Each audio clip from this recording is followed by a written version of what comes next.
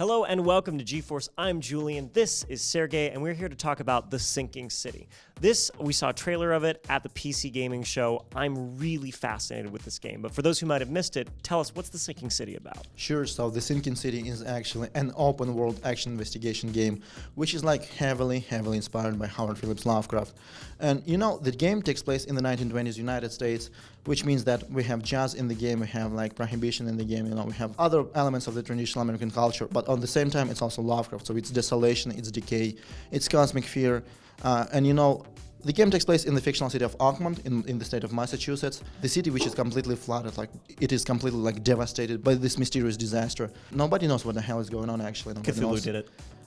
Maybe. Like, it's a detective game. I have to find out. I love the noir genre. H.P. Lovecraft has a lot of really creepy, wonderful imagery that's gotten very popular. You guys have a lot of experience making detective games, right? Yeah, that's true. Sherlock Holmes games and Sherlock Holmes games.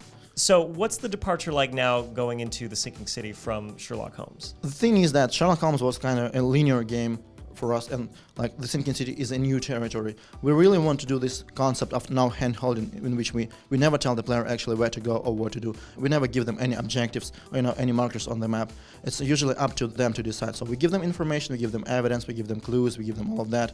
But like in return, we ask them, you know, to use this information wisely. I really love that concept because when I play a detective game, sometimes it is very objective-based and it feels like I don't have to apply any thought to it. So I'm not really being a detective. But it sounds like you guys are saying, okay, here's what you know, here's where you can go, now figure out what to do from here. So the idea is that you make your own choices, not only in investigation, but also in combat, for example, because there are monsters in the game and we want you to protect yourself, but based on each particular encounter, we actually want you to make a decision whether or not, for example, you want to engage, whether or not you want to like maybe run away, because there are a lot of factors that like, you know, can influence your decision. And the game is all about making these decisions. So you guys are still in development. When are you thinking of actually launching The Sinking City? We still have like things to do. We still have to add, you know, more content, more quests and all that. The game is coming in March next year.